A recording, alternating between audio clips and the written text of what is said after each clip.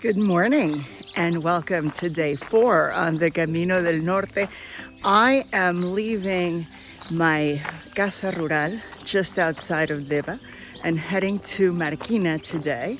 It is going to be about 19-20 kilometers, so maybe around 12 miles, a little bit over that, and enjoy that view of the sea because it is the last view of the sea that we are going to have for the next 2 or 3 days, I think, which is very sad.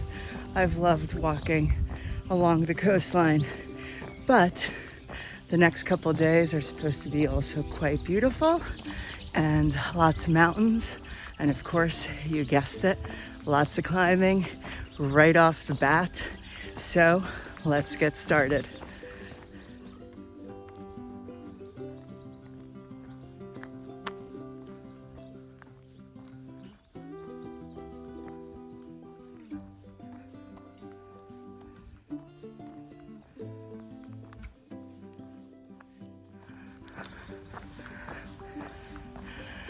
Okay, I lied.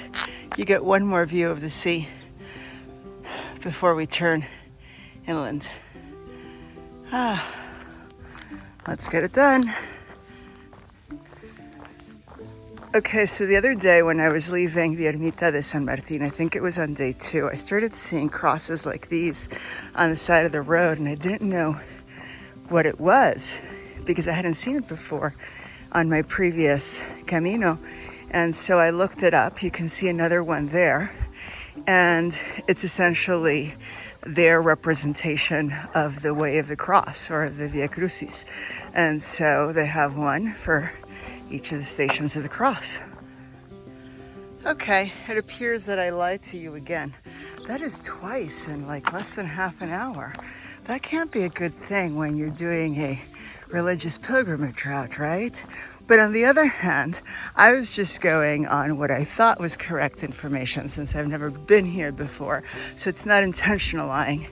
Therefore, I should be okay. I think I should be okay.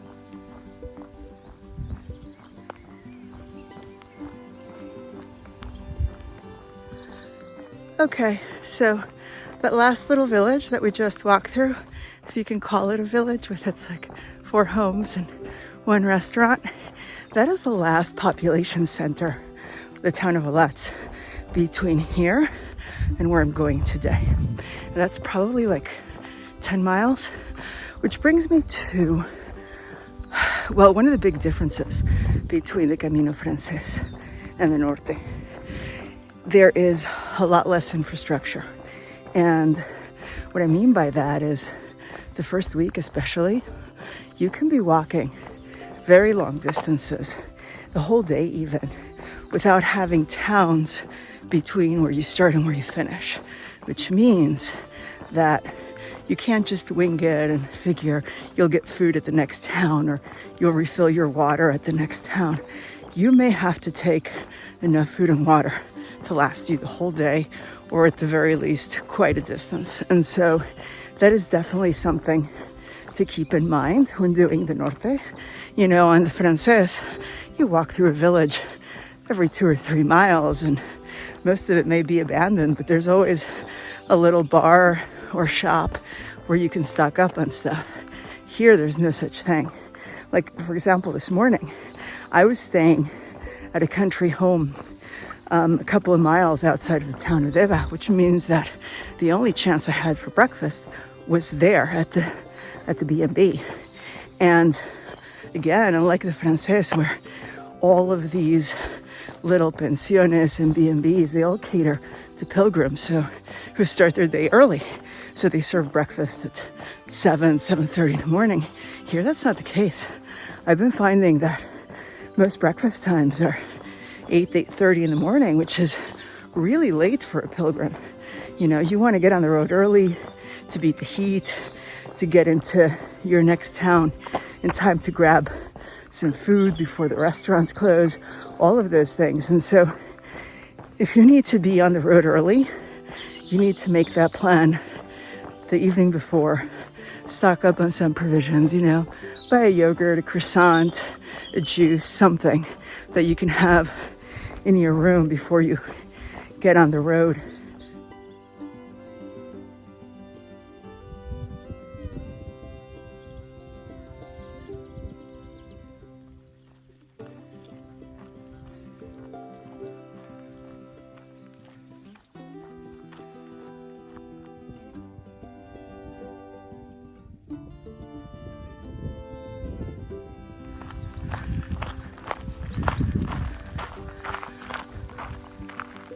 .8 kilometers. Excellent. I believe from here on out, it's essentially all downhill. Okay, folks, explain to me in what world going down this is a good idea.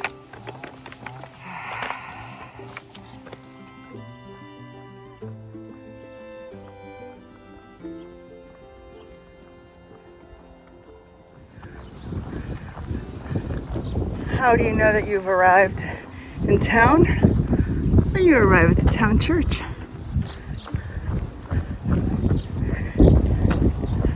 Except I am not staying in Marikina, kind of like yesterday. I'm going a little bit further. Not that much this time though. I think it's only like another 15-minute walk. This is pretty though, and it's open. Let's go in. Okay, this is super cool. Something I've never seen in a chapel before.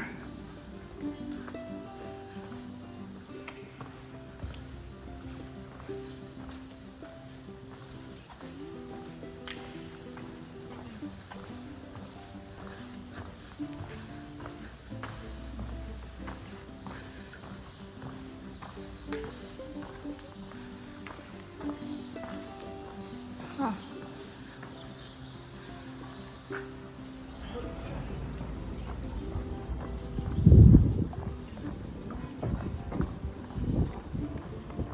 Okay, this is starting to get a little bit freaky. For the third consecutive day, I can truly say that the Camino does indeed provide. So, first of all, today was not as hard as I expected, which is great, because everything I'd read about it was like, oh, this is one of the hardest days, it's constant up and down, blah, blah, blah. And yeah, it is, but not as bad as yesterday. It also really helped that I ran into this American guy who is walking with his son, but I guess he's fitter than his son and had left him way back. And he and I walked together for a couple of hours. But what was really like wild was that, you know, after a while I left him because he wanted to stop and have some lunch. And I run into this local who I'm pretty sure that he's blind. I couldn't exactly tell. But anyway, he was super friendly and was trying to explain to me how I needed to get into town. And I'm thinking, you know, thank you, that's super nice of you, but I'm sure I can just follow the arrows. But he's telling me no, because you're not.